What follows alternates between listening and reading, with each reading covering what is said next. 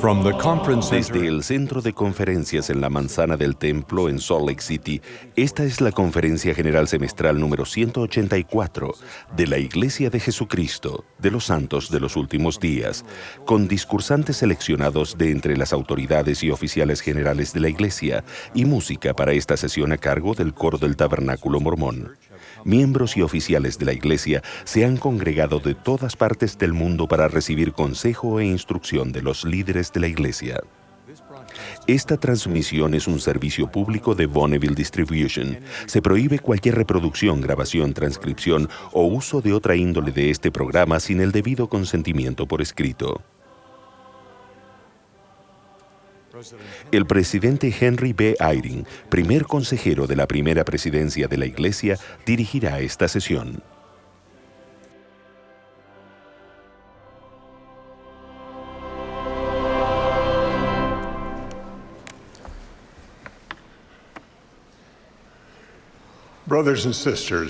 Hermanos y hermanas, les damos la bienvenida a la primera sesión de la Conferencia General Semestral número 184 de la Iglesia de Jesucristo de los Santos de los Últimos Días y extendemos una calurosa bienvenida a los miembros y amigos que participan en esta conferencia alrededor del mundo en donde quiera que se encuentren. El presidente Thomas S. Monson, quien preside esta conferencia, me ha pedido que dirija esta sesión. Reconocemos a las autoridades generales y a los oficiales generales que estarán presentes durante la conferencia. La música para esta sesión será por el coro del Tabernáculo Mormón, bajo la dirección de Mac Wilberg y Ryan Murphy, con Richard Elliott y Andrew Answorth en el órgano.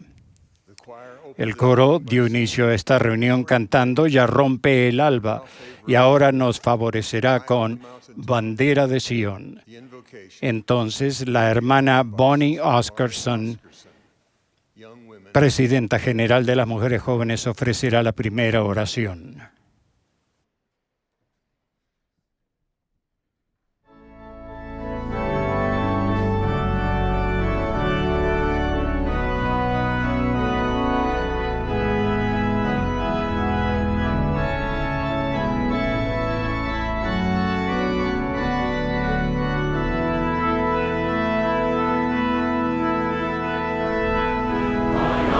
Mountain top, a banner is unfurled.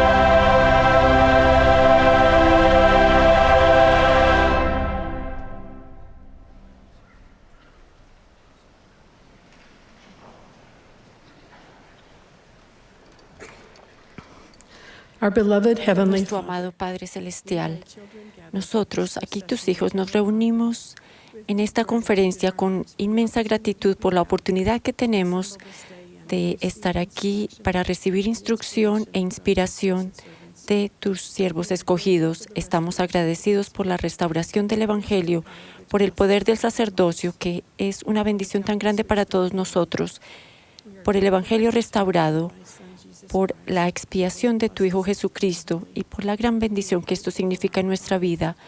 Estamos agradecidos por nuestro profeta, el presidente Monson. Te pedimos que lo bendigas. Te rogamos que estés aquí con nosotros y con todos los que van a participar al discursar y cantar. Inspíranos, guíanos, ayúdanos a aquellos que estaremos escuchando para abrir la mente y el corazón para recibir los mensajes que debemos escuchar hoy. Que tengamos la resolución de cumplir los mandamientos y ayudar a los demás. Estamos agradecidos por las bendiciones que el Evangelio restaurado trae a nuestras vidas. En el nombre de tu Hijo, Jesucristo. Amén.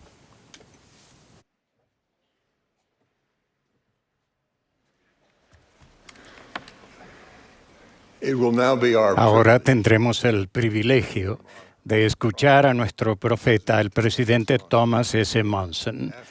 A continuación de sus palabras, el coro cantará Bella Sión.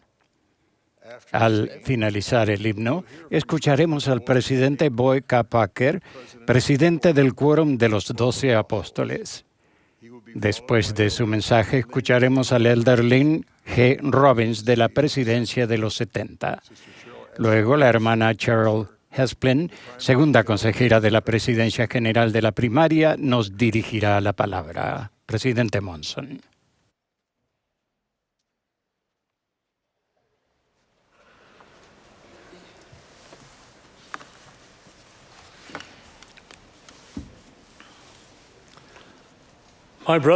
Mis queridos hermanos y hermanas, me complace darles la bienvenida a esta gran conferencia mundial.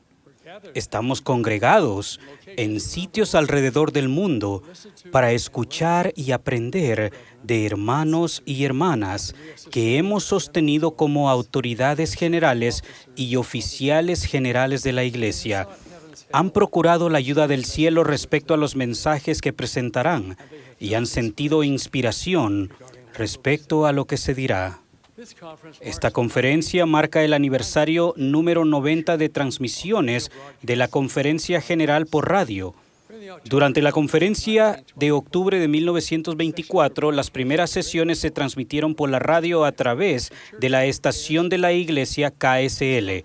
También marca el aniversario número 65 de las transmisiones televisadas de esta conferencia. En la Conferencia General de octubre de 1949, se televisaron por primera vez las sesiones al área de Salt Lake por la estación KSL. Reconocemos la bendición de los medios modernos que permiten que millones de miembros de la Iglesia vean o escuchen la Conferencia General. Las sesiones de este fin de semana se transmiten por televisión, radio, cable, satélite e Internet, incluso en aparatos móviles. Durante los 6 meses desde que nos reunimos la última vez, se ha dedicado un templo nuevo y rededicado otro. En mayo, el presidente Uchtdorf dedicó el templo de Fort Lauderdale, Florida. Se presentó una maravillosa celebración cultural el día anterior a la dedicación. Al día siguiente, el domingo 4 de mayo, se dedicó el templo en 3 sesiones. Hace apenas 2 semanas, tuve el privilegio de rededicar el templo de Ogden, Utah, que el presidente Joseph Fielding Smith dedicó originalmente en 1972. El día antes de la dedicación se llevó a cabo una gran celebración cultural y participaron muchos jóvenes, por lo que se hicieron 2 presentaciones con jóvenes diferentes en cada una. En total, participaron 16,000 jóvenes. Los servicios de rededicación se realizaron al día siguiente y participaron muchos de los líderes de la iglesia, líderes de las organizaciones auxiliares de las mujeres, el presidente del templo, sus consejeros y sus esposas. La construcción de templos sigue adelante. El próximo mes se dedicará el nuevo templo de Phoenix, Arizona. Y el año próximo, en 2015, tenemos previsto dedicar o rededicar por lo menos 5 templos y quizá más si se terminan. Tal como mencioné en abril, cuando se construyan y dediquen todos los templos ya anunciados, tendremos 170 templos en operación alrededor del mundo. Puesto que estamos concentrando nuestros esfuerzos en terminar los templos previamente anunciados, por ahora no anunciaremos ningún templo nuevo.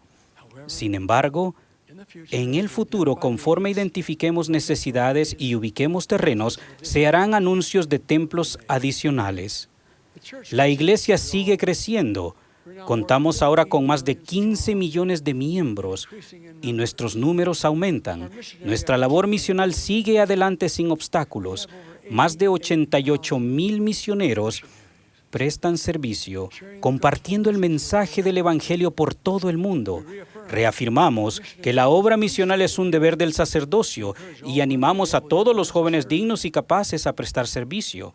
Estamos muy agradecidos por las jóvenes que también prestan servicio. Ellas realizan una contribución importante, aunque no están bajo el mismo mandato de servir que los hombres. Ahora les invito a poner atención a los hermanos y hermanas que participarán hoy y mañana en las sesiones de nuestra conferencia. Todos los que han sido asignados a hablar sienten una gran responsabilidad al hacerlo, al escuchar que sus palabras nos conmuevan y aumente nuestra fe. Lo ruego humildemente en el nombre de Jesucristo. Amén.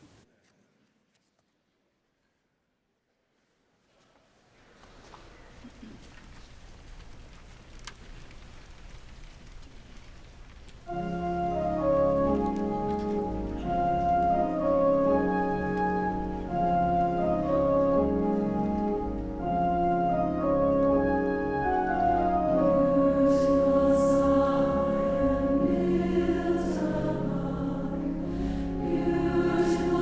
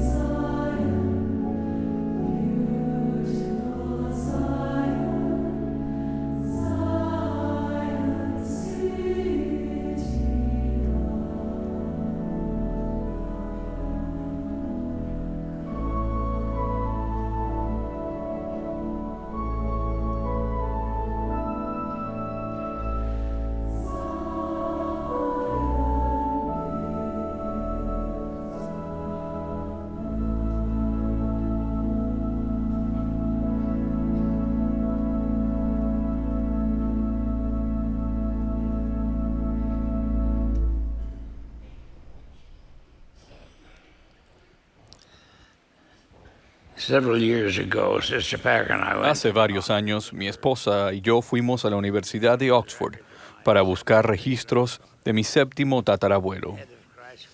El Dr. Popplewell, director de Christ College en Oxford, tuvo la bondad de pedirle al archivista de la universidad que trajera los registros.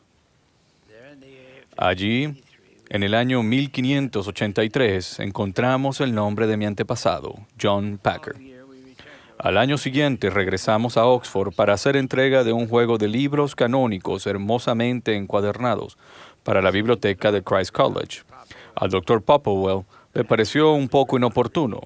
Tal vez pensó que no éramos realmente cristianos, así que le pidió al capellán universitario que recibiera los libros. Antes de entregarle las escrituras, abrí la guía temática en inglés y le mostré uno de los temas.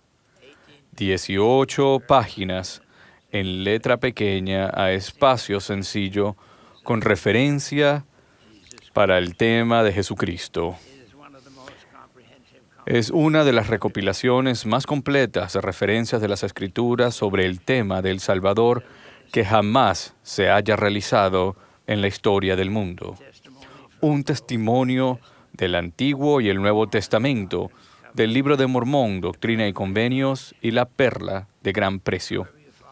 No importa cómo siga estas referencias, le dije, de lado a lado, hacia arriba o hacia abajo, de libro a libro, tema tras tema.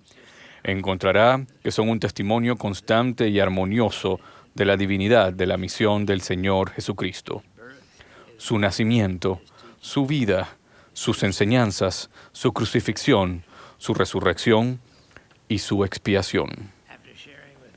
Tras compartir con el capellán algunas de las enseñanzas del Salvador, el ambiente cambió y él nos dio un recorrido por las instalaciones, incluso de una excavación reciente que revelaba murales de la época de los romanos. Entre las referencias en la lista de la guía temática se encuentra esta del Libro de Mormón, otro testamento de Jesucristo. Predicamos de Cristo, profetizamos de Cristo y escribimos según nuestras profecías para que nuestros hijos sepan a qué fuente han de acudir para la remisión de sus pecados. En sus propias palabras, el Salvador declaró: «Yo soy el camino y la verdad y la vida. Nadie viene al Padre sino por mí». Y en el Libro de Mormón declaró: «He aquí, yo soy el que fue preparado desde la fundación del mundo para redimir a mi pueblo. He aquí, soy Jesucristo. En mí todo el género tendrá vida, y la tendrá eternamente, sí, aun cuantos crean en mi nombre, y llegarán a ser mis hijos y mis hijas». Hay muchísimas referencias a lo largo de los libros canónicos que proclaman la función de Jesucristo como el Redentor de todos los que han nacido o nacerán en la mortalidad. Mediante la expiación de Jesucristo, todos somos redimidos de la caída del hombre que ocurrió cuando Adán y Eva participaron del fruto prohibido en el jardín de Edén, tal como se indica en Corintios, porque así como en Adán todos mueren, así también en Cristo todos serán vivificados. En el Libro de Mormón se enseña porque es necesario que se realice una expiación, o de lo contrario, todo el género humano inevitablemente debe perecer. Sí, todos se han endurecido, si todos han caído y están perdidos, y deben perecer de no ser por la expiación, un gran y postrer sacrificio. Quizá no vivamos vidas perfectas, y por nuestros errores haya castigos, pero antes de venir a la tierra, acordamos estar sujetos a las leyes de Él y aceptar el castigo por violar esas leyes. Por cuanto todos pecaron y están destituidos de la gloria de Dios, siendo justificados gratuitamente por su gracia mediante la redención que es en Cristo Jesús. El Salvador efectuó la expiación, la cual proporciona la manera de quedar limpios. Jesucristo es el Cristo resucitado. Lo adoramos y lo reconocemos por el dolor que sufrió por nosotros colectivamente y por el dolor que padeció por cada uno de nosotros individualmente, tanto en el jardín de Getsemaní como en la cruz.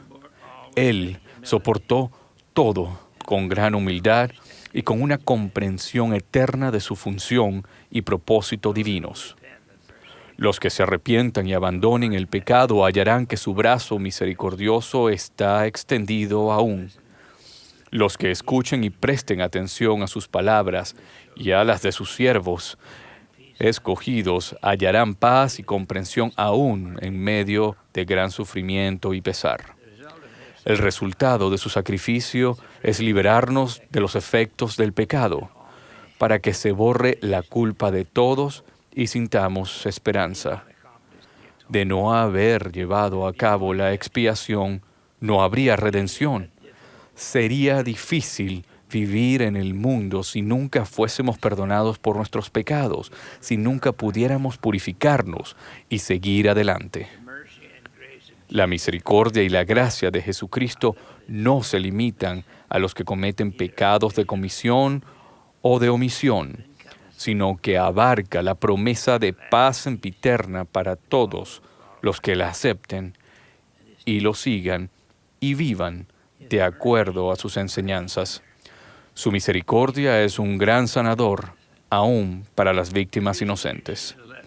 Recientemente recibí una carta de una mujer que dijo haber padecido gran sufrimiento en la vida.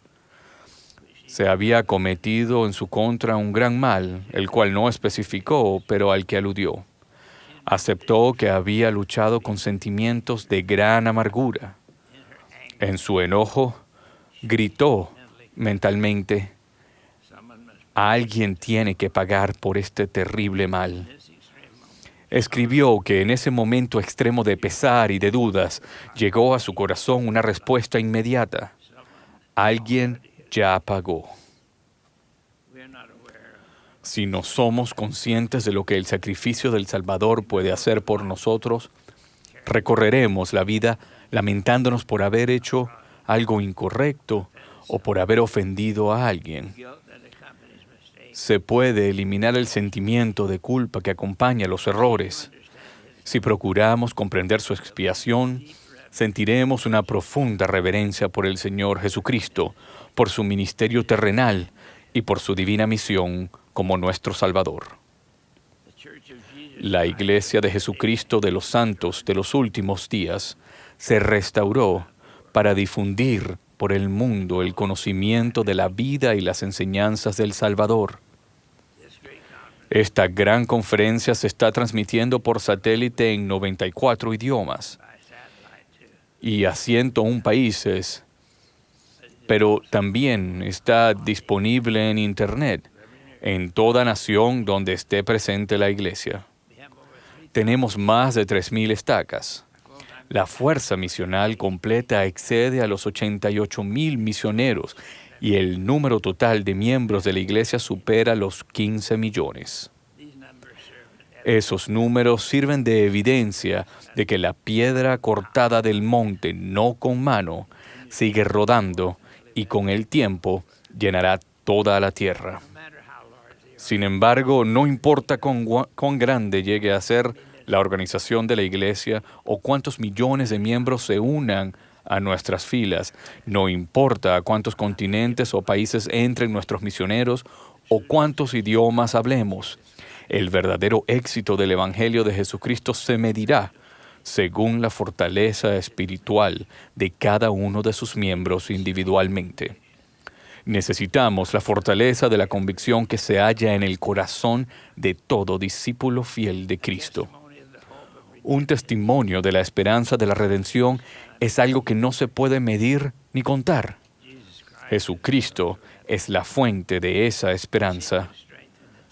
Procuramos fortalecer el testimonio de los jóvenes y los ancianos, los casados y los solteros. Debemos enseñar el Evangelio de Jesucristo a hombres, mujeres y niños, a los de toda raza y nacionalidad, a los ricos y a los pobres. Necesitamos a los conversos recientes y a los que han descendido de pioneros. Debemos buscar a los que se han alejado y ayudarles a regresar al redil. Requerimos la sabiduría, la perspectiva y la fortaleza espiritual de todos. Cada miembro de esta iglesia individualmente es un elemento crítico del cuerpo de la iglesia. Porque así como el cuerpo es uno y tiene muchos miembros, pero todos los miembros del cuerpo, siendo muchos, son un solo cuerpo, así también Cristo. Porque por un solo espíritu fuimos todos bautizados en un cuerpo, pues tampoco el cuerpo es un solo miembro, sino muchos. Cada miembro sirve como testimonio de la vida y las enseñanzas de Jesucristo. Estamos en guerra con las fuerzas del adversario y a cada uno de nosotros es necesario si hemos de tener éxito en la obra que el Señor desea que realicemos. Tal vez piensen, ¿qué puedo hacer yo? Solo soy una persona. Sin duda, José Smith se sintió muy solo a veces. Fue elevado a la grandeza, pero comenzó como un joven de 14 años que tenía una pregunta. ¿A qué iglesia debo unirme? La fe de José y su testimonio del Salvador crecieron como debe crecer el nuestro, línea por línea, precepto por precepto, un poco aquí y un poco allí. José se arrodilló para orar, y qué cosas tan maravillosas hemos recibido como resultado de esa oración y de la primera visión. Como uno de los 12 apóstoles, doy testimonio del Señor Jesucristo. Él vive. Él es nuestro Redentor y nuestro Salvador. Por la expiación de Cristo, todo el género humano puede salvarse. Él preside en esta iglesia. No es ningún extraño para sus siervos. Al avanzar hacia el futuro con serena confianza, su espíritu nos acompañará. No tiene fin su poder para bendecir y dirigir la vida de los que busquen la verdad y la rectitud. Doy mi testimonio de Él en el nombre de Jesucristo. Lo hago. Amén.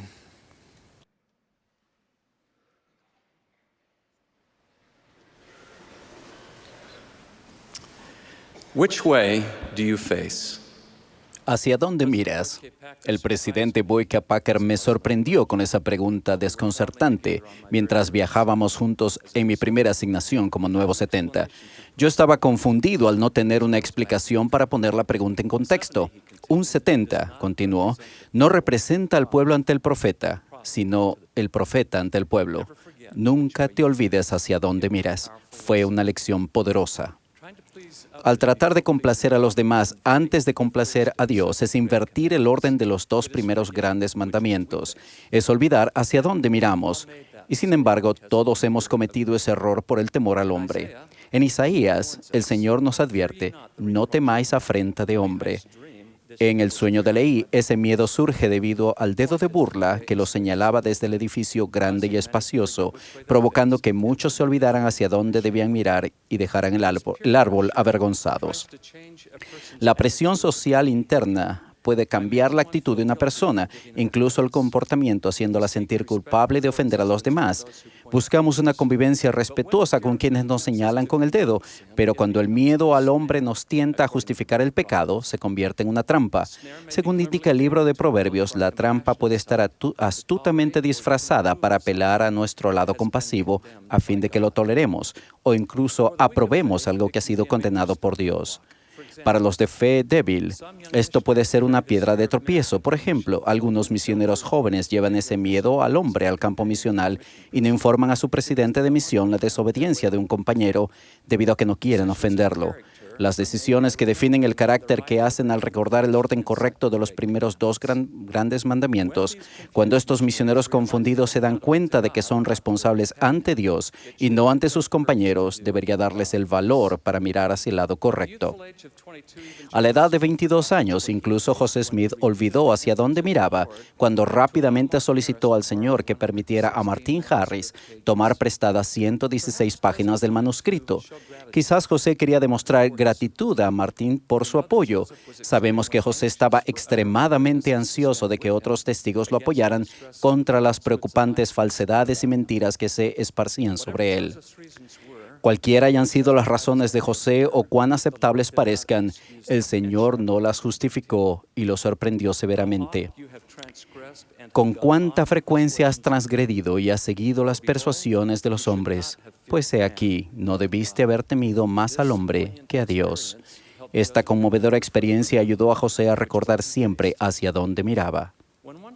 Cuando uno trata de quedar bien con los hombres, involuntariamente queda mal con Dios. Al pensar que se puede complacer a Dios y al mismo tiempo justificar la desobediencia de los hombres, no es neutralidad, sino duplicidad, o tener dos caras, o tratar de servir a dos señores. Mientras que ciertamente se necesita valor para enfrentar los peligros, el verdadero signo de valentía es superar el temor a los hombres. Por ejemplo, las oraciones de Daniel lo ayudaron a enfrentar a los leones, pero su verdadera valentía estuvo en desafiar al rey Darío. Esa clase de valentía es un don del Espíritu dado a los temerosos de Dios que han hecho sus oraciones. Las oraciones de la reina Esther también le dieron ese valor para confrontar a su esposo, el rey Asuero, sabiendo que arriesgaba su vida al hacerlo. La valentía no es solo una de las virtudes básicas, sino como lo observó C.S. Lewis, el valor es la forma de todas las virtudes en su punto de prueba.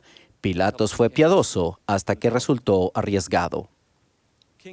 El rey Herodes estaba afligido ante el pedido de decapitar a Juan el Bautista, pero quería complacer a los que estaban juntamente con él a la mesa.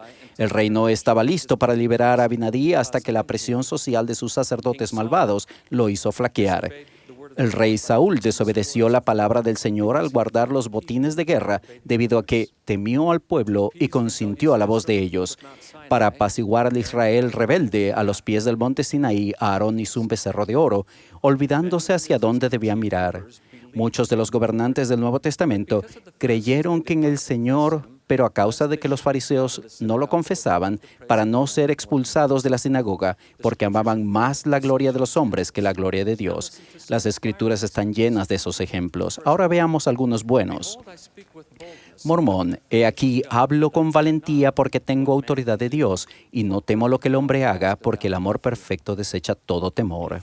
Nefi, de modo que no escribo las cosas que agradan al mundo, sino las que agradan a Dios y a los que no son del mundo. Capitán Moroni, he aquí soy Moroni, vuestro capitán en jefe. No busco poder, sino que trato de abatirlo. No busco los honores del mundo, sino la gloria de mi Dios y la libertad y el bienestar de mi país. Moroni tuvo tal valor al recordar hacia dónde miraba que de él se dijo, si todos los hombres hubieran sido y fueran y pudieran siempre ser como Moroni, he aquí los poderes mismos del infierno se habrían sacudido para siempre. Sí, el diablo jamás tendría poder sobre el corazón de los hijos de los hombres. Los profetas de todas las épocas han estado bajo el ataque del dedo de escarnio. ¿Por qué? Según las Escrituras es porque los culpables hallan la verdad dura, porque los hiere hasta el centro. O, como lo dijo el presidente Harold B. Lee, pájaro herido revolotea. Su desdeñosa reacción es, en realidad, la culpa tratando de mitigarse, como con Corior, quien al final admitió, yo siempre he sabido que había un Dios. Corior era tan convincente en su engaño que llegó a creer en su propia mentira. Los despectivos siempre acusan a los profetas de no vivir en el siglo XXI o de ser intolerantes. Intentan persuadir e incluso presionar a la Iglesia para que rebaje las normas de Dios al nivel de su propio comportamiento inapropiado, el cual, en las palabras del elder Neal A. Maxwell, lleva a la autosatisfacción, pero no al mejoramiento ni al arrepentimiento. El rebajar las normas del Señor al nivel de comportamiento social inapropiado es apostasía. Muchas de las iglesias entre los nefitas, 2 siglos después de que El Salvador los visitara, comenzaron a bajar el nivel de la doctrina, como lo dijo el Elder Holland. Mientras escuchan este pasaje de Cuarto Nefi, busquen las similitudes con nuestros días. Y sucedió que cuando hubieron transcurrido 210 años, ya había en la tierra un gran número de iglesias. Sí, había muchas iglesias que profesaban conocer al Cristo y, sin embargo, negaban la mayor parte de su evangelio de tal modo que toleraban toda clase de iniquidades y administraban lo que era sagrado a quienes les estaba prohibido por motivo de no ser dignos. Es muy conocido en estos días. Lo mismo ocurre en los últimos días. Algunos miembros no se dan cuenta de que están cayendo en la misma trampa cuando abogan para que se acepten las tradiciones de sus padres, locales o étnicas, que no están en armonía con la cultura del Evangelio. Incluso otros, engañándose a sí mismos y con abnegación, ruegan o exigen que los obispos bajen las normas exigidas para las recomendaciones del templo, las recomendaciones para una institución académica o para los misioneros. No es fácil ser obispo bajo esa presión. Sin embargo, como El Salvador, quien limpió el templo para defender la santidad del mismo, los obispos hoy en día son llamados a defender con valentía las normas del templo. Fue El Salvador quien dijo: «Me manifestaré a mi pueblo en misericordia, si mi pueblo guarda mis mandamientos y no profana esta santa casa». El Salvador, nuestro gran ejemplo, siempre miraba a su Padre. Él amó y sirvió a su prójimo, pero dijo: «No recibo gloria de los hombres». El que quería que aquellos a quienes enseñaba lo siguieran, pero no buscó favorecerlos. Cuando efectuó un acto de caridad como curar a los enfermos, esa dádiva a menudo venía con el pedido de «no lo digas a nadie». En parte, eso era para evitar que la fama no lo siguiera. A pesar de sus esfuerzos por evitarlo, él condenó a los fariseos por hacer buenas obras solo para que los vean los hombres. El Salvador, el único ser perfecto que haya existido, fue el más valiente. En su vida se enfrentó a muchos que lo acusaban, pero nunca cedió ante el dedo de escarnio. Él es la única persona que nunca olvidó hacia dónde miraba. Porque yo hago siempre lo que al Padre le agrada, y no busco mi voluntad, sino la voluntad del Padre que me envió. Entre Tercer Nefi capítulo 11 y Tercer Nefi capítulo 28, El Salvador usó el título Padre al menos unas 163 veces, dejando en claro a los nefitas que él estaba allí representando a su Padre. Y desde el capítulo 14 al 17 de Juan, El Salvador se refiere al Padre al menos unas 50 veces. En toda forma posible, él fue el discípulo perfecto de su Padre. Representaba a su Padre de manera tan perfecta que conocer al Salvador era también conocer al Padre.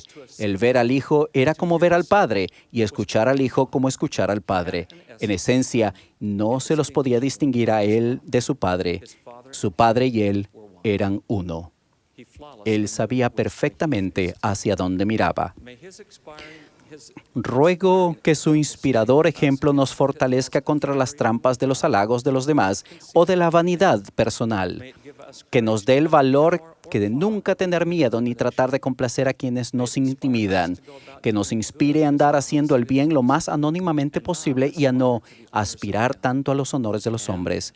Y que su incomparable ejemplo nos ayude siempre a recordar cuál es el primero y grande mandamiento. Cuando los demás demanden aprobación desafiando los mandamientos de Dios, que siempre recordemos de quién somos discípulos y hacia dónde miramos. Es mi oración en el nombre de Jesucristo. Amén.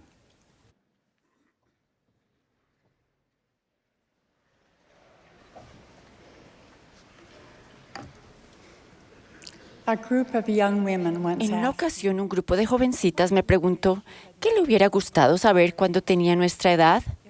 Si respondiera a esa pregunta ahora, les diría lo siguiente.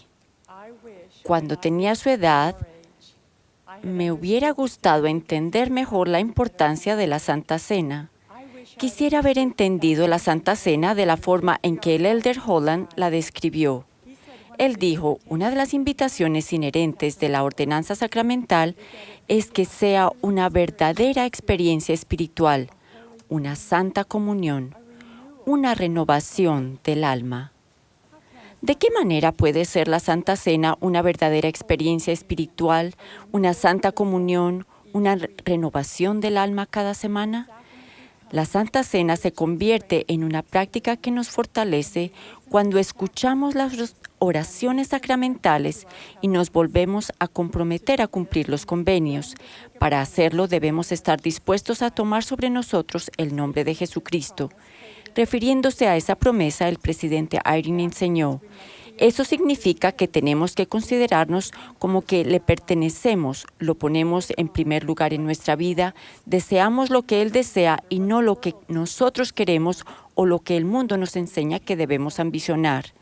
Cuando tomamos la Santa Cena también hacemos convenios de recordarle siempre. La noche antes de ser crucificado, Jesucristo reunió a sus apóstoles e instituyó la Santa Cena. Partió pan, lo bendijo y dijo: tomad, comed, esto es en memoria de mi cuerpo, el cual doy en rescate por vosotros. Luego tomó un vaso de vino, dio gracias, se lo dio a sus apóstoles para tomar y dijo: esto es en memoria de mi sangre, que es derramada por cuantos crean en mi nombre.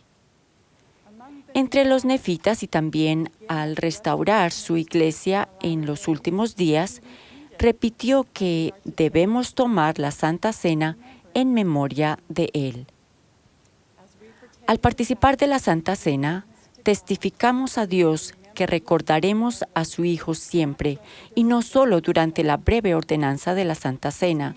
Esto significa que constantemente acudiremos al ejemplo y las enseñanzas del Salvador para guiar nuestros pensamientos, decisiones y acciones.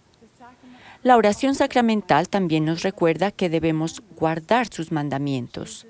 Jesús dijo: si me amáis, guardad mis mandamientos. La Santa Cena nos da una oportunidad para la introspección y para volcar nuestro corazón a la voluntad de Dios. La obediencia a los mandamientos trae el poder del Evangelio a nuestra vida, así como mayor paz y espiritualidad. La Santa Cena puede ser un momento realmente espiritual al reflexionar en el poder redentor y habilitador del Salvador por medio de su expiación. Hace poco, una líder de las mujeres jóvenes supo de la fortaleza que recibimos al esforzarnos por reflexionar al participar de la Santa Cena. A fin de completar un requisito del progreso personal, se puso la meta de concentrarse en las palabras de los himnos y de las oraciones sacramentales. Cada semana llevaba a cabo una autoevaluación durante la Santa Cena, recordaba los errores que había cometido y se comprometía a mejorar la próxima semana. Estaba agradecida de poder corregir las cosas y quedar limpia. Viendo la experiencia en retrospectiva, dijo: estaba poniendo en práctica la parte de la expiación que corresponde al arrepentimiento. Un domingo, después de su autoevaluación, empezó a sentirse triste y pesimista.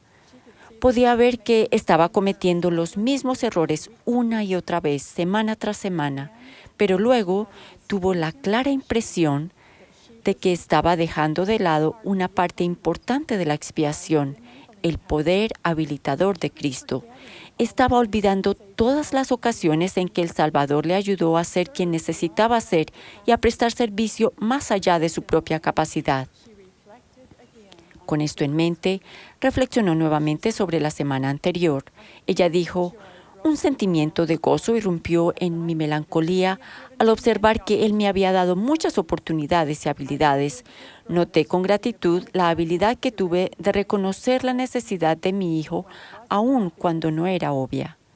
Observé que en un día en que sentía que no había tiempo para hacer una cosa más, pude ofrecer palabras de fortaleza a una amiga.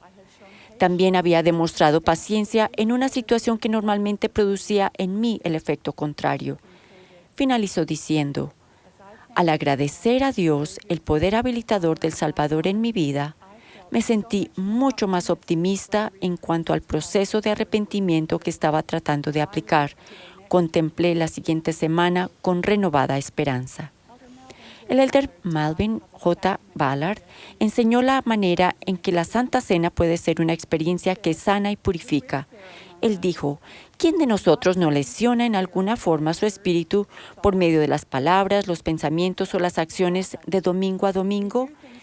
Cierto es que hacemos cosas que lamentamos y por las cuales deseamos ser perdonados. El medio para obtener el perdón es arrepentirnos de nuestros pecados e ir a aquellos a quienes hayamos ofendido y obtener su perdón. Después, debemos acudir a la mesa sacramental, donde si hemos seguido con toda sinceridad los pasos del arrepentimiento, seremos perdonados y la cura espiritual se verificará en nuestra alma. Soy testigo, dijo el elder Ballard, de que en la administración de la Santa Cena hay presente un espíritu que llena el alma de pies a cabeza. Se siente que las heridas del espíritu se cicatrizan y la carga se levanta. Todo aquel que es digno y tiene un verdadero deseo de participar de este alimento espiritual recibe consuelo y felicidad. Nuestra alma herida puede ser sanada y renovada, no solo porque el pan y el agua nos recuerdan el sacrificio del Salvador, de su carne y de su sangre, sino porque los emblemas también nos recuerdan que Él siempre será nuestro pan de vida y agua viviente. Tras administrar la Santa Cena a los nefitas, Jesús dijo: el que come de este pan, come de mi cuerpo para su alma, y el que bebe de este vino, bebe de mi sangre para su alma, y su alma nunca tendrá hambre ni sed, sino que será llena. Y cuando toda la multitud hubo comido y bebido, he aquí, fueron llenos del Espíritu. Con esas palabras, Cristo nos enseña que el Espíritu sana y renueva nuestra alma. La bendición prometida de la Santa Cena es que siempre podremos tener su Espíritu con nosotros.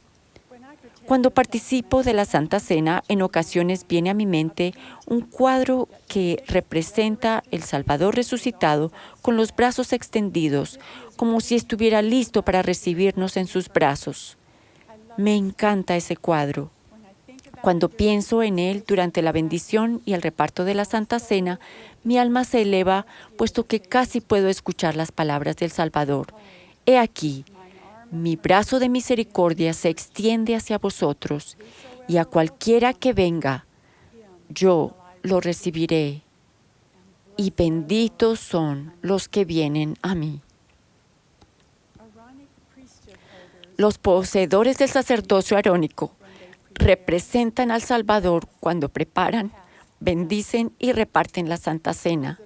Cuando un poseedor del sacerdocio extiende el brazo para ofrecernos los emblemas sagrados, es como si el Salvador mismo estuviera extendiendo su brazo de misericordia, invitando a cada uno de nosotros a participar de los preciosos dones de amor que se ponen a nuestra disposición mediante su sacrificio expiatorio, los dones del arrepentimiento, el perdón, el consuelo y la esperanza.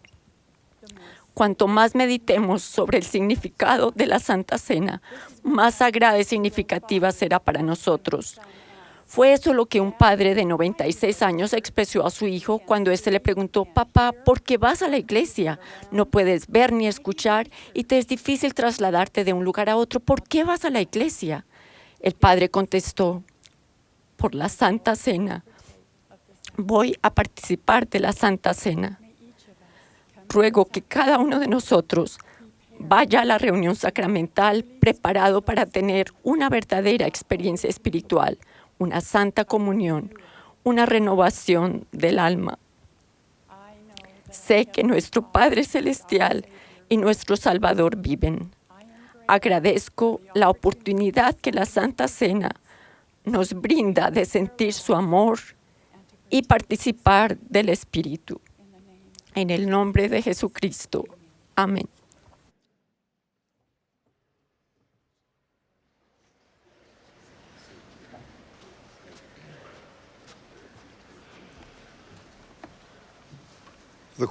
Ahora el coro y la congregación se pondrán de pie y se unirán cantando Jehová, sé nuestro guía. Después del himno, escucharemos al elder Chi Hong Samwon de los 70, quien dará su mensaje en cantonés, su idioma natal. Se mostrarán subtítulos en inglés en las pantallas del centro de conferencias. Inmediatamente después de su discurso, escucharemos al elder D. Todd Christofferson del Quórum de los 12 Apóstoles. Después de las palabras del elder Christofferson, el coro cantará Si escucho con el corazón.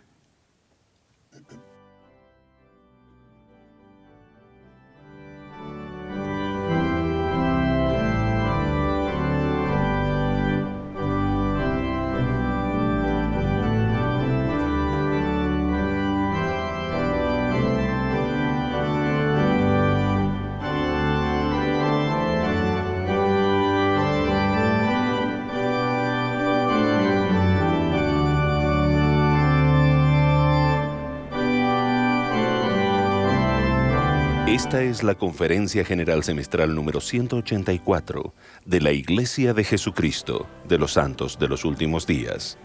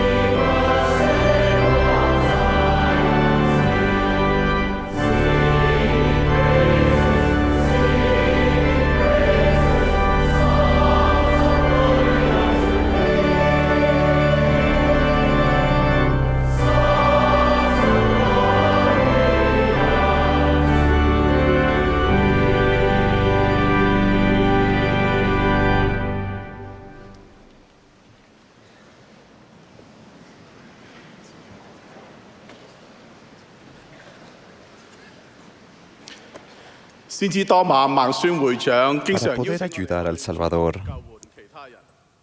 hemos escuchado al presidente Monson que nos dice que debemos de ayudar a los demás. Entonces, podemos nosotros saber cómo los miembros y los misioneros pueden trabajar juntos en los diferentes consejos de barrio para buscar y rescatar. En Marcos 2, versículos del 1 al 5, leemos que hay una experiencia que Jesucristo tiene o tuvo para enseñarnos ciertas doctrinas o principios que son siempre muy instructivos. Uno de los personajes en este relato es un hombre paralítico, alguien que no podía moverse sin ayuda de los demás. Este hombre tenía que esperar a que lo ayudaran. En nuestros días podría suceder así. 4 personas tenían que visitar a un hombre que sufría de parálisis por asignación del obispo. Casi lo puedo ver. Una de ellas es la Sociedad de Socorro, otra del Quórum de Élderes, otra del sacerdocio arónico y por último, pero no menos importante, un misionero de tiempo completo. En el consejo de barrio más reciente, después de comentar acerca de las necesidades de algunas personas, el obispo asignó tareas de rescate. Esas 4 personas fueron asignadas para ayudar al hombre con parálisis. No podían esperar que viniera por sí mismo a la iglesia. Tenían que visitarlo. Tenían que contactarlo yendo a su encuentro, y así lo hicieron. El hombre fue llevado ante Jesús. Entonces, vinieron a él unos trayendo un paralítico que era cargado entre 4. Sin embargo, el cuarto estaba muy lleno. No podían pasarlo por la puerta. Estoy seguro de que lo intentaron bastante, pero simplemente no pudieron. Las cosas no sucedieron tan fácilmente como pensaban. Había algunos obstáculos en su camino de rescate, pero no se dieron por vencidos. No dejaron al paralítico junto a la puerta. Analizaron juntos lo que deberían de hacer.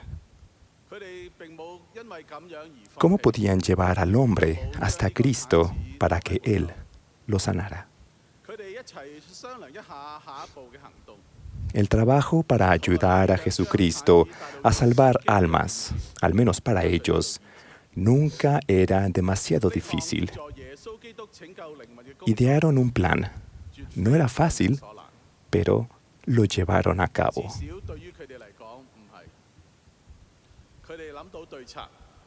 Y como no podían acercarse a él a causa del gentío, destaparon el techo de donde de él estaba y haciendo una abertura, bajaron el lecho en que yacía el paralítico.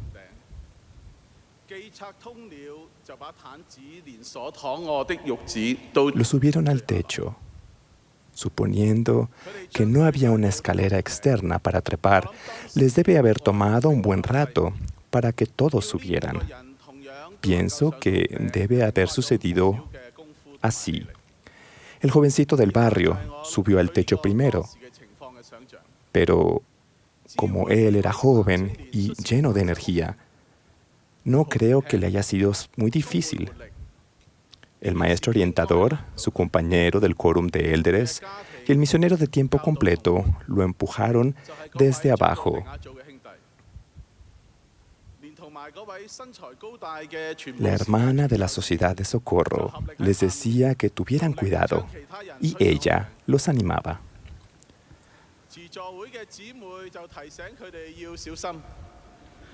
Los hombres quitaron una parte del techo, mientras la hermana seguía dando consuelo al enfermo que esperaba ser sanado.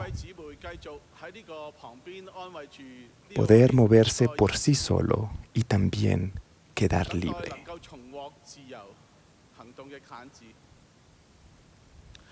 Esta tarea de rescate necesitó que todos trabajaran juntos. En el momento crucial, necesitarían una buena coordinación para poder bajar al enfermo desde el techo. Los 4 tendrían que trabajar unidos y también en armonía. No podía haber discordia entre ellos. Debían bajar al paralítico al mismo tiempo. Si uno soltaba la cuerda antes que los otros 3, el hombre caería de su techo, de su lecho y del techo también. No se podía sostener por sí solo debido a su condición debilitada. Para poder ayudar al Salvador, igualmente debemos trabajar juntos, en unidad y armonía. Todos, en cualquier llamamiento y en cualquier posición, son importantes. Debemos estar unidos en nuestro Señor Jesucristo. Finalmente, el enfermo fue colocado ante Jesús. Y al ver Jesús la fe de ellos, dijo al paralítico: Hijo, tus pecados te son perdonados. Jesucristo mostró misericordia y lo curó, no solo físicamente, sino también espiritualmente. Hijo, tus pecados te son perdonados. ¿No es maravilloso? ¿No nos gustaría que eso nos sucediera a todos nosotros también? Ciertamente, a mí sí. ¿Conocemos a alguien en nuestra vida que esté afligido con parálisis espiritual? ¿Alguien que no puede regresar a la iglesia por sí mismo? Él o ella puede ser uno de nuestros hijos, alguno de nuestros padres, un cónyuge o un amigo. Con tantos misioneros de tiempo completo ahora disponible en cada unidad de la iglesia, sería sabio que los obispos y presidentes de rama usaran mejor a sus consejos de barrio y de rama. El obispo puede invitar a cada miembro del consejo de barrio a traer una lista con los nombres de aquellos que puedan necesitar ayuda. Los miembros del consejo de barrio analizarán juntos y con cuidado la mejor forma de ayudar. Los obispos escucharán atentamente todas las ideas y darán asignaciones. Los misioneros de tiempo completo son un gran recurso para los barrios en estos esfuerzos de rescate. Son jóvenes y están llenos de energía. Les encanta tener una lista con los nombres de personas con las cuales trabajar. Gozan el trabajo con los miembros del barrio. Ellos saben que esas son grandes oportunidades para encontrar personas. Están dedicados a establecer el reino del Señor. Tienen un fuerte testimonio de que llegarán a ser más semejantes a Jesucristo cuando participen en estos esfuerzos de rescate. En conclusión, permítanme compartir con ustedes un tesoro más oculto en este relato de las Escrituras. Se encuentra en el versículo 5. Y al ver Jesús, la fe de ellos. Yo no lo había notado antes. La fe de ellos. Nuestra fe unida también afectará el bienestar de los demás. ¿A qué personas se refería Jesús? ¿Podrían ser los 4 que cargaron la camilla del paralítico? Al mismo tiempo, ¿el mismo paralítico, él sí mismo, o las personas que oraron por él, y también todos los que estaban escuchando las palabras de Jesús y pidiendo calladamente en sus corazones que se realizara el milagro? También podría incluir a un cónyuge, a un padre, a un hijo o a una hija, un misionero, un presidente de quórum, una presidenta de la sociedad de socorro, un obispo o un amigo lejano. Todos podemos ayudarnos los unos a los otros.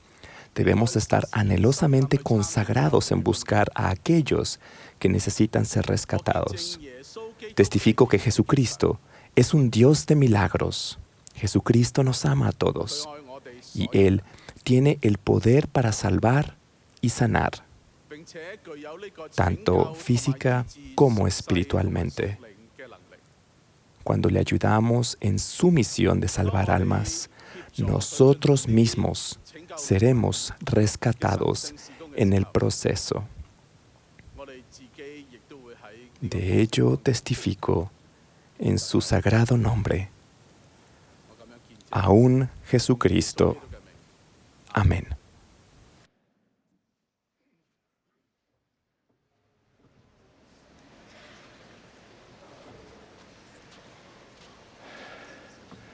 Muy buenos días.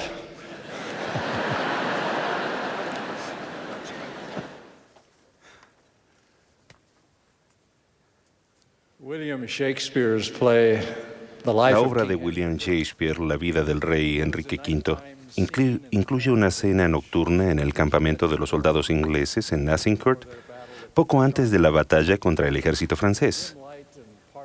En la penumbra y parcialmente disfrazado, el rey Enrique vaga entre los soldados sin que lo reconozcan. Habla con ellos, intentando desopesar la moral de las tropas, que son inferiores en número, y debido a que no se dan cuenta quién es él, Ellos expresan con franqueza sus comentarios. En una de esas conversaciones se ponen a filosofar en cuanto a quién es responsable por lo que suceda a los hombres en la batalla, el rey o cada soldado. En un momento dado, el rey Enrique declara: parece que en ningún lugar moriría más contento que en el regimiento del rey, siendo justa su causa. Miguel Guillermo contesta: eso es más de lo que sabemos, y su compañero asiente: sí, o más de lo que desearíamos saber, porque nos basta saber que somos súbditos del rey. Si su causa es injusta, nuestra obediencia al rey nos absuelve de culpa. Miguel Guillermo añade: pero si la causa no es justa, solo el rey tendrá que rendir cuentas por ella. Como es lógico, el rey Enrique discrepa, diciendo: todo súbdito debe obediencia al rey, pero el alma de cada súbdito es suya. Shakespeare no trata de resolver ese debate en la obra, y de una forma u otra es un debate que continúa hasta nuestros días. ¿Quién es responsable de lo que nos sucede en la vida?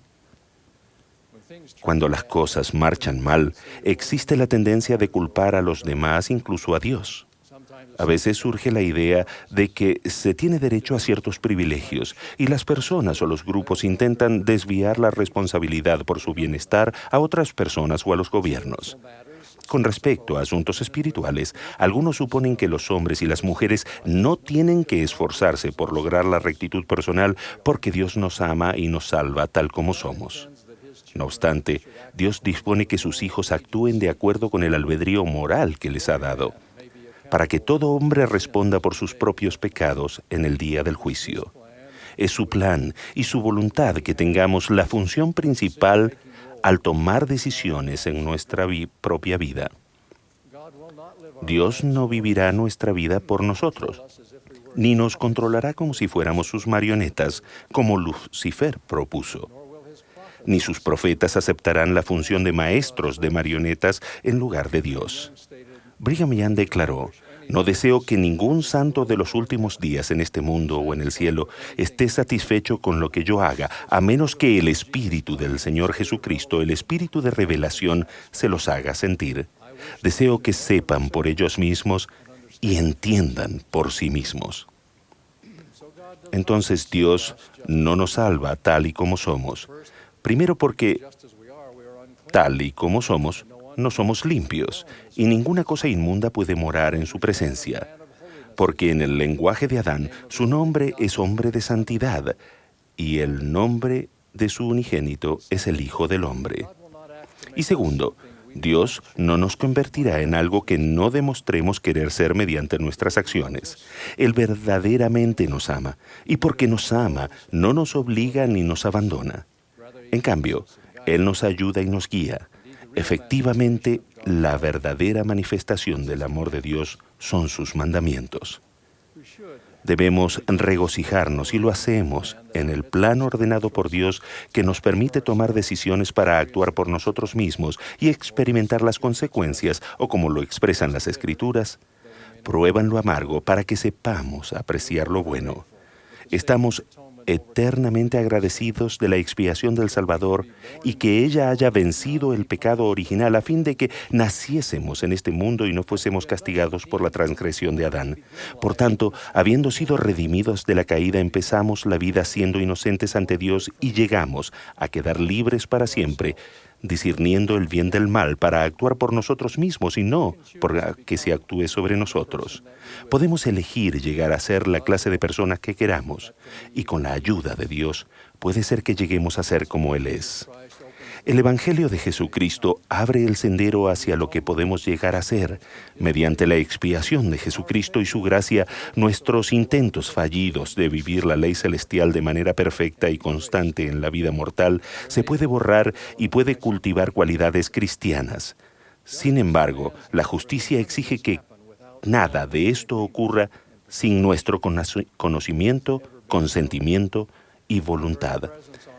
Siempre ha sido así. Nuestra presencia misma en la tierra como seres físicos es el resultado de una decisión que cada uno de nosotros tomó, de participar en el plan del Padre. Por lo tanto, la salvación no es solamente el resultado de un capricho divino, pero tampoco ocurre por voluntad divina únicamente. La justicia es un atributo esencial de Dios. Podemos tener fe en Dios porque Él es perfectamente digno de confianza. En las Escrituras se nos enseña que Dios no anda por vías torcidas, ni se vuelve a la derecha ni a la izquierda, ni se aparta de lo que ha dicho. Por tanto, sus sendas son rectas y su vía es un giro eterno. Y que Dios no hace, nunca, acepción de personas. Confiamos en la divina cualidad de la justicia y así desarrollamos fe, confianza y esperanza. Pero por el hecho de que Dios es perfectamente justo, hay algunas cosas que no puede hacer. No puede ser arbitrario en salvar a algunos y expulsar a otros. Él no puede considerar el pecado con el más mínimo grado de tolerancia. No puede permitir que la misericordia robe a la justicia. Una evidencia contundente de la justicia de Dios es que Él ha establecido el principio de la misericordia para acompañarla. Debido a que Él es justo, ha concebido los medios para que la misericordia desempeñe su papel indispensable en nuestro destino eterno, de modo que la justicia ejerce todos sus derechos y también la misericordia reclama cuanto le pertenece. Sabemos que son los padecimientos y la muerte de aquel que no pecó, en quien el Padre se complajo, la sangre de su Hijo que fue derramada, lo que satisface los derechos de la justicia, extiende la misericordia y nos redime. Aún así, según la justicia, el plan de redención no podía realizarse sino de acuerdo con las condiciones del arrepentimiento. El requisito del arrepentimiento y la oportunidad de arrepentirse es lo que permite que la misericordia lleve a cabo su labor sin destruir la justicia. Cristo no murió para salvar sin distinción, sino para brindar el arrepentimiento. Dependemos en confiar íntegramente en los méritos de aquel que es poderoso para salvar, en el proceso del arrepentimiento, pero el actuar para arrepentirse es un cambio que requiere que ejercitemos nuestra propia voluntad, de modo que al hacer del arrepentimiento una condición para recibir gracia, Dios nos permite retener la responsabilidad en nosotros mismos. El arrepentimiento respeta y apoya a nuestro albedrío moral, y así la misericordia satisface las exigencias de la justicia y ciñe a los hombres con brazos de seguridad, mientras que aquel que no ejerce la fe para arrepentimiento queda expuesto a las exigencias de toda la ley y de la justicia. Por lo tanto, únicamente para aquel que tiene fe para arrepentimiento se realiza el gran y eterno plan de la redención.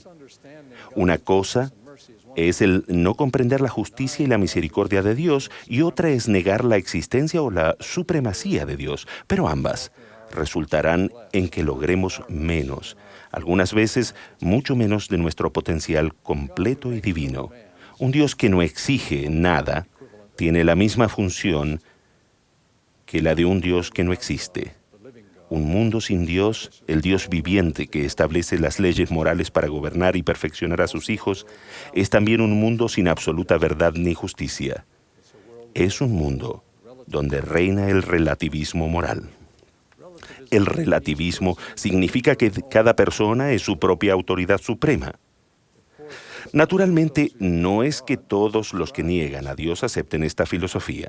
Algunos que creen en Dios aún piensan que ellos mismos deciden individualmente lo que es correcto o incorrecto. Cierto joven lo expresó de esta manera: no creo que pueda decir que el hinduismo, el catolicismo o el ser episcopal sea un error. Creo que solo depende de lo que uno crea. No creo que exista lo correcto ni lo incorrecto. Otro joven, cuando se le preguntó en cuanto a la base de sus creencias religiosas, contestó: soy yo mismo. En realidad se reduce a eso porque ¿cómo se podría ejercer la autoridad sobre lo que uno cree? A aquellos que creen que cualquier cosa o todas las cosas podrían ser ciertas, la declaración de la verdad objetiva, estable y universal les parece coerción. No se me debe obligar a creer en algo que no sea de mi agrado o que, por más que sea verdadero, dicen. Pero eso no cambia la realidad. Rechazar la ley de gravedad no evitará que una persona caiga si se tira de un precipicio. Sucede lo mismo con la ley eterna y la justicia. La libertad no se obtiene al oponernos a ellas, sino a llevarla a la práctica. Eso es fundamental con respecto al propio poder de Dios. Si no fuera por la realidad de las verdades fijas e inmutables, el don del albedrío no tendría sentido, ya que no seríamos capaces de prever y calcular las consecuencias de nuestras acciones. Como lo explicó Ley, y si dices que no hay ley, decís también que no hay pecado. Si decís que no hay pecado, decís también que no hay rectitud. Y si no hay rectitud, no hay felicidad. Y si no hay rectitud ni felicidad, tampoco hay castigo ni miseria. Y si estas cosas no existen, Dios no existe. Y si no hay Dios, nosotros no existimos ni la tierra, porque no habría habido creación de cosas ni para actuar, ni para que se actúe sobre ellas. Por consiguiente, todo se habría desvanecido. En asuntos tanto temporales como espirituales, la oportunidad de asumir la responsabilidad personal es un don de Dios y es aquel que nos ha concedido, sin el cual no podemos alcanzar nuestro pleno potencial. La responsabilidad personal se convierte en un derecho así como en un deber que debemos defender constantemente, ya que han sido el objeto de ataques desde antes de la creación.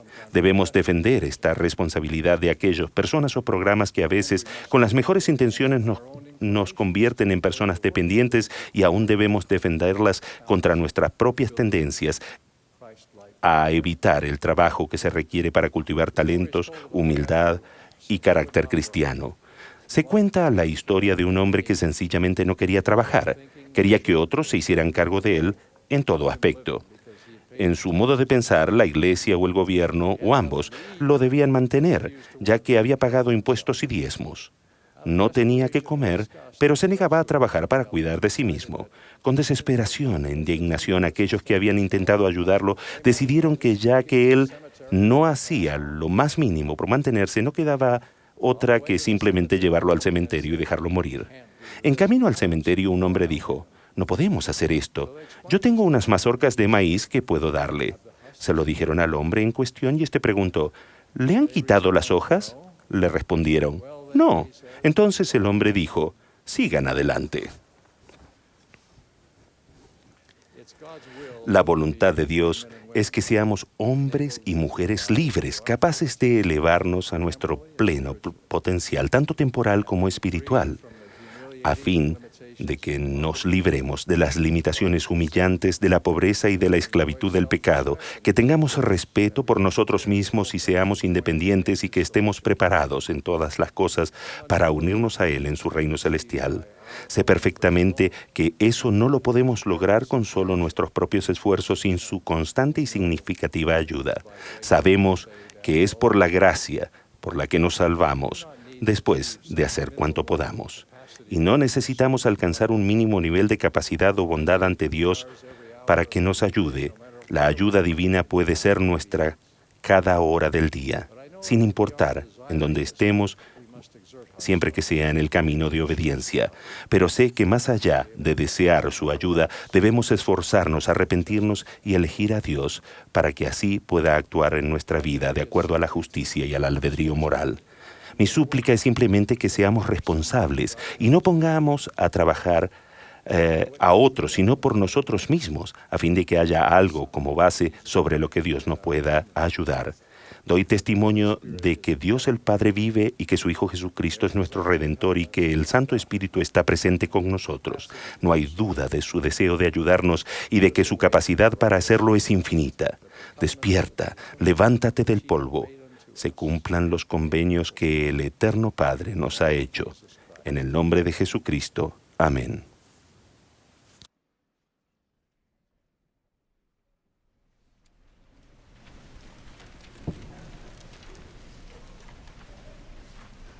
We express gratitude to the Mormon Tabernacle Choir for the beautiful music they Le have provided. agradecemos al coro del Tabernáculo Mormón por la hermosa música que nos ha brindado.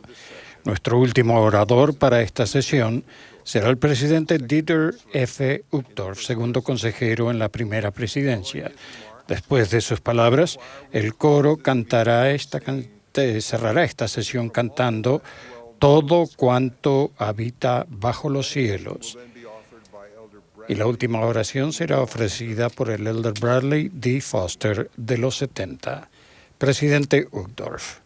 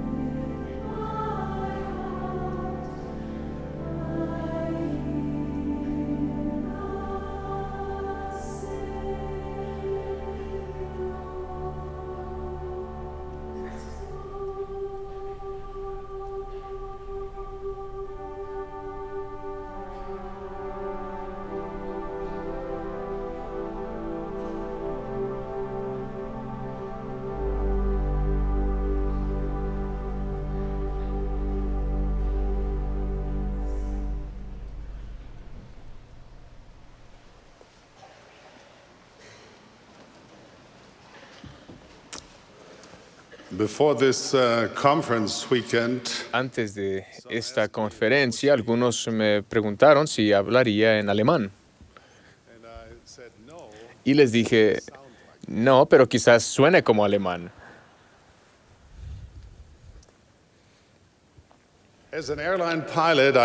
Como piloto de aerolíneas, volé muchas horas a través de continentes y océanos durante la oscuridad de la noche. Al mirar el cielo nocturno desde la ventana de mi cabina, en especial la Vía Láctea, a menudo me maravillaba de la inmensidad y la profundidad de las creaciones de Dios, lo que en las Escrituras se describe como incontables mundos.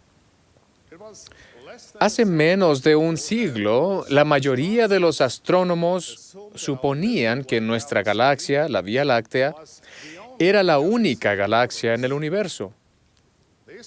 Ellos suponían que todo lo que había detrás de nuestra galaxia era un inmenso vacío, un hueco infinito, vacío, frío y falto de estrellas, de luz y de vida. Cuando los telescopios se volvieron más sofisticados, incluso los telescopios que se lanzan al espacio, astrónomos empezaron a entender una verdad espectacular, casi incomprensible. El universo es mucho más grande de lo que cualquiera podía llegar a comprender, que los cielos están llenos de innumerables galaxias, increíblemente lejos de nosotros, y que cada una de ellas contiene cientos de billones de estrellas. En un corto periodo de tiempo, nuestro entendimiento del universo cambió para siempre. Hoy en día podemos ver algunas de estas galaxias lejanas. Sabemos que están ahí. Han estado allí por mucho tiempo.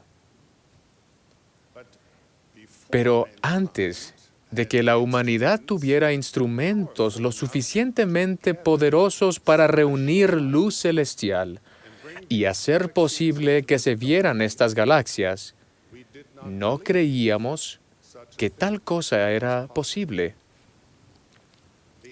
La inmensidad del universo no cambió de repente, sino nuestra habilidad para ver y entender esa verdad cambió. Y con esa luz mayor se introdujo a la humanidad a panoramas gloriosos, panoramas que nunca antes habíamos imaginado. Supongamos que pudiesen viajar en el tiempo y mantener una conversación con personas que vivieron hace miles de cientos de años. Imagínense tratar de describirles algunas de las tecnologías modernas de las que ustedes y yo disfrutamos. Por ejemplo, ¿qué pensarían esas personas de nosotros si les contáramos historias de aviones jumbo, hornos microondas, dispositivos manuales que contienen vastas bibliotecas digitales y videos de nuestros nietos, que tomamos muchos, que se pueden compartir instantáneamente con millones de personas en todo el mundo? Algunas personas quizás nos creerían. La mayoría nos ridiculizarían, se opondrían o incluso tal vez tratarían de hacernos callar. Algunas podrían intentar aplicar la lógica, el razonamiento y los hechos, como los conocen, para demostrar que estamos equivocados, que somos insensatos o incluso peligrosos. Podrían condenarnos por intentar confundir a los demás. Pero por supuesto, estas personas estarían equivocadas. Podrían tener buenas intenciones y ser sinceras. Podrían sentir una gran certeza de que su opinión es correcta, pero simplemente no podrían ver con claridad porque no han recibido todavía la luz de la verdad más completa. Parece ser un rasgo humano el suponer que estamos en lo correcto, aun cuando estamos equivocados.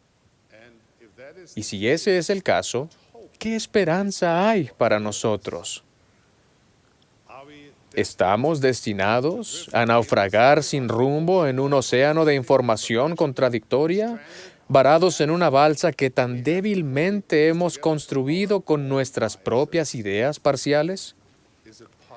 ¿Es posible encontrar la verdad?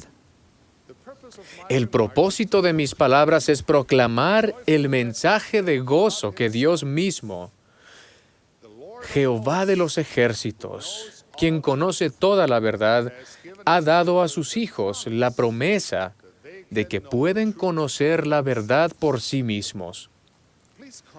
Por favor, consideren la importancia de esta promesa.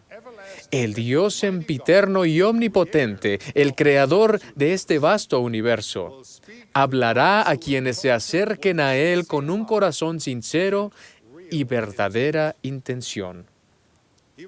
Les hablará en sueños, visiones, pensamientos y sentimientos. Él hablará de una manera que es inconfundible y que trasciende la experiencia humana. Les dará guía divina y respuestas para su vida personal. Por supuesto, habrá quienes se burlen y quienes digan que tal cosa es imposible, que si hubiera un Dios, Él tendría mejores cosas que hacer que escuchar y dar respuesta a oraciones de una persona. Pero les digo lo siguiente, Dios se preocupa por ustedes. Él escuchará y responderá a sus preguntas personales. Las respuestas a sus oraciones vendrán a su manera y en su tiempo. Y por lo tanto, necesitan aprender a escuchar su voz. Dios desea que encuentren el camino de regreso a Él y el Salvador es el camino.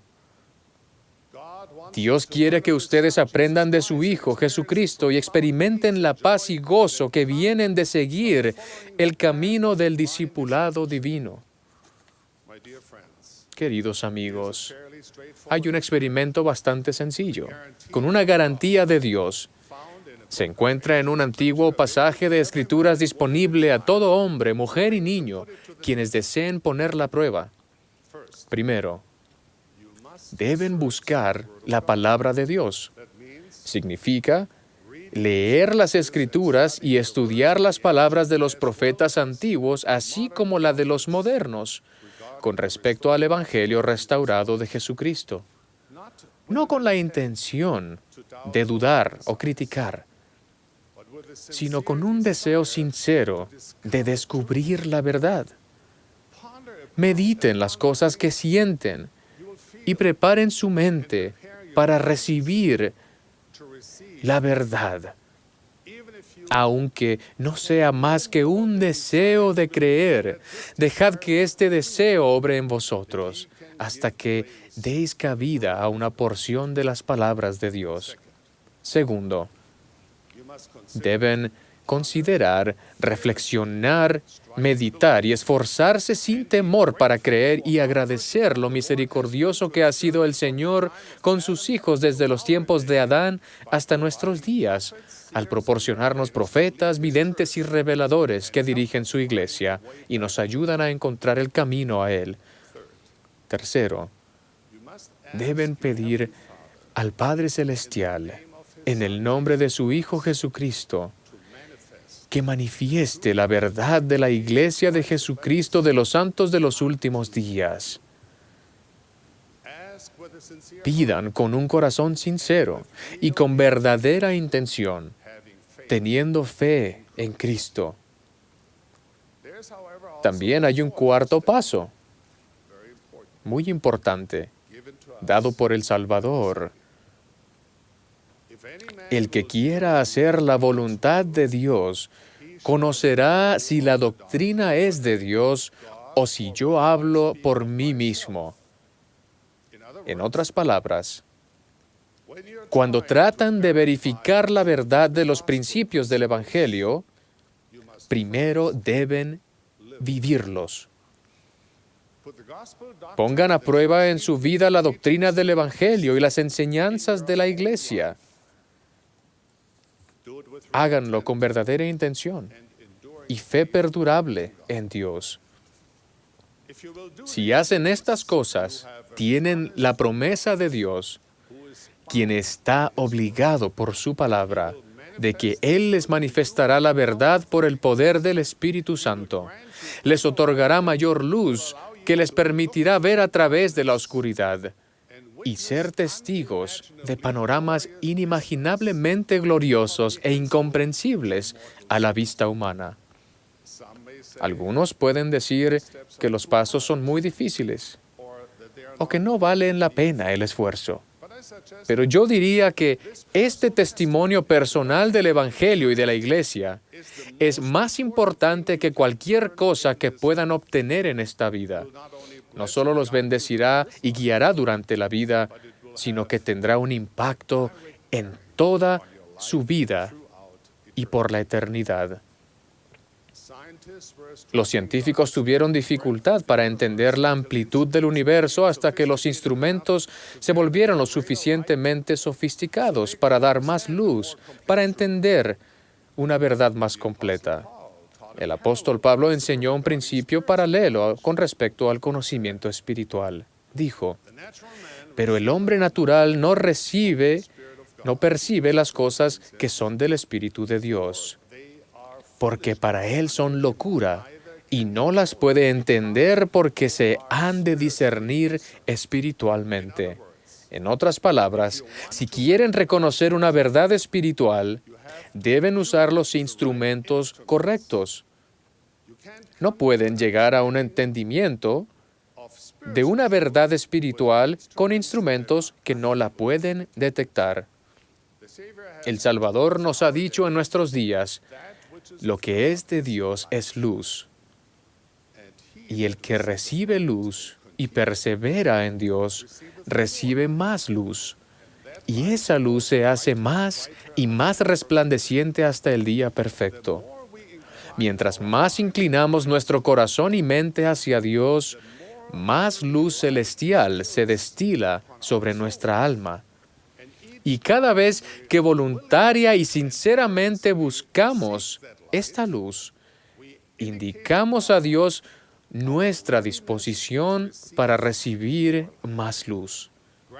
Gradualmente, las cosas que antes parecían confusas, oscuras y lejanas se vuelven claras, brillantes y conocidas para nosotros. De la misma manera, si nos privamos de la luz del Evangelio, nuestra propia luz comienza a atenuarse, no en un día o una semana, sino gradualmente con el tiempo, hasta que miramos atrás y no podemos entender por qué alguna vez creímos que el Evangelio era verdadero. Y es posible que nuestro conocimiento previo parezca insensato, por lo que alguna vez era tan claro. Nuevamente se vuelve borroso, confuso y lejano. Es por eso que Pablo era tan insistente en que el mensaje del Evangelio es una locura para quienes están pereciendo, pero para quienes se salvan es poder de Dios. La Iglesia de Jesucristo de los Santos de los Últimos Días es un lugar para personas con todo tipo de testimonios. Hay algunos miembros de la Iglesia cuyo testimonio es seguro y arde fuertemente dentro de ellos. Otros aún están esforzándose por saber por sí mismos. La Iglesia es un hogar para que vengan todos, sin importar la fortaleza de nuestro testimonio. En las puertas de nuestros centros de reuniones no hay carteles que digan: su testimonio debe ser así de fuerte para poder entrar. La Iglesia no es solo para personas perfectas, sino para que todos vengan a Cristo y sean perfectos en Él. La Iglesia es para personas como ustedes y yo. La Iglesia es un lugar de bienvenida y educación, no un lugar de separación o de crítica. Es un lugar donde tendemos una mano a las personas para alentar, elevar y sostenernos al seguir nuestra búsqueda personal de la vida divina. Al final, todos somos peregrinos buscando la luz de Dios al viajar por el sendero del discipulado. No condenamos a los demás por la cantidad de luz que puedan tener o no. Más bien, nutrimos y alentamos toda luz hasta que sea clara, brillante y verdadera. Reconozcamos que la mayoría de las veces el obtener un testimonio no es una tarea de 1 minuto, 1 hora o 1 día. No es algo que se completa una vez y ya.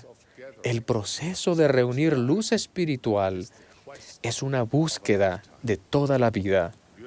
Su testimonio del Hijo de Dios viviente y de su Iglesia restaurada, la Iglesia de Jesucristo de los Santos de los Últimos Días, puede que no llegue tan pronto como lo desean. Pero les prometo esto: si hacen su parte, llegará y será glorioso. Les ofrezco mi testimonio personal de que la verdad espiritual llenará su corazón y traerá luz a su espíritu. Les revelará inteligencia pura, acompañada de un gozo maravilloso y una paz celestial. Lo he vivido personalmente por el poder del Espíritu Santo.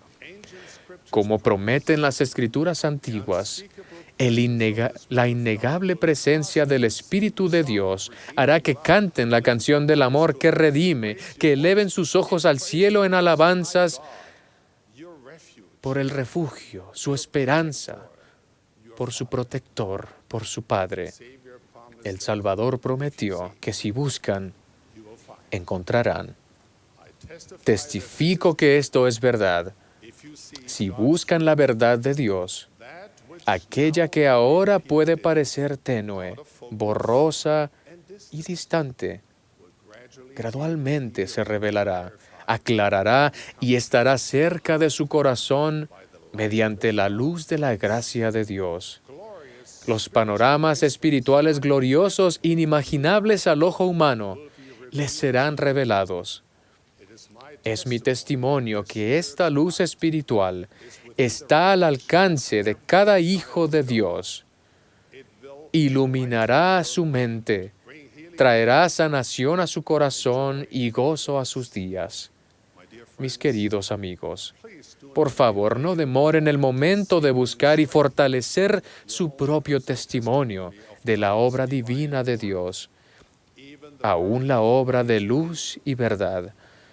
Su testimonio personal de luz y verdad no solo los bendecirá a ustedes y a su posteridad aquí en la vida terrenal, sino que los acompañará por toda la eternidad, entre los mundos sin fin. De esto testifico y les dejo mi bendición. En el nombre de Jesucristo. Amén.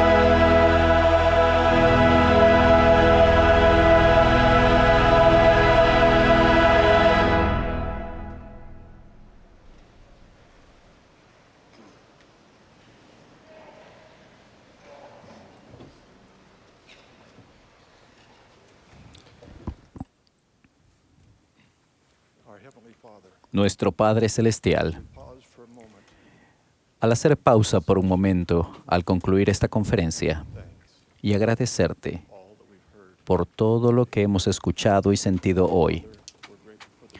Padre, te damos gracias por la música y la tecnología que permite que estos mensajes lleguen a todo el mundo y en muchos idiomas. Te damos gracias por nuestro profeta que nos guía y dirige, por todos los misioneros, y te suplicamos que los bendigas en este día y también a sus padres y a sus abuelos y sobre sus familias, con el espíritu de paz. Padre, danos el coraje de continuar. Bendícenos para apreciar la Santa Cena más y entender el uso de nuestro propio albedrío cuando busquemos la verdad y la luz. Danos el Espíritu Santo para que los mensajes que recibamos de manera individual lleguen a nuestro corazón y que tu voluntad y tu propósito se cumplan en nosotros y a través de nosotros. Al ser discípulos tuyos, y oramos en el nombre de Jesucristo. Amén.